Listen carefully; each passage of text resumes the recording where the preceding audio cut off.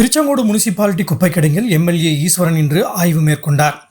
திருச்செங்கோடு முனிசிபாலிட்டியின் 33 வார்டுகளில் சேகரமாகும் குப்பைகளை உரமாக்கும் பணி அணிமூர் குப்பை கிடங்கில் நடைபெற்று வருகிறது. இந்த பணியால் அப்பகுதியில் சுற்றுச்சூழல் பாதிப்படுவதாக கூறி அப்பகுதி பொதுமக்கள் போராட்டங்களை நடத்தி வந்தனர்.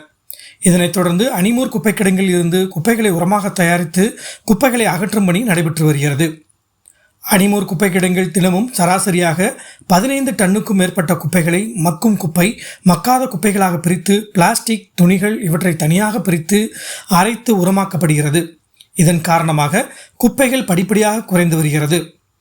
இந்த பணிகளை திருச்செங்கோடு எம்எல்ஏ ஈஸ்வரன் இன்று அணிமூர் குப்பை கிடங்கிற்கு நேரில் சென்று ஆய்வு செய்தார்.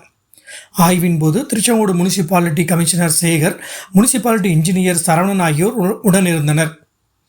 தினமும் எவ்வளவு குப்பைகள் தூய்மைப்படுத்தப்படுகிறது, எவ்வளவு குப்பைகள் உரமாக்கப்படுகிறது என்பது குறித்தும், அதிலிருந்து பிரிக்கப்படும் பிளாஸ்டிக் கழிவுகள் எங்கு அனுப்பப்படுகிறது என்பது குறித்தும் எம்எல்ஏ ஈஸ்வரன் முனிசிபாலிட்டி அதிகாரியிடம் கேட்டறிந்தார்.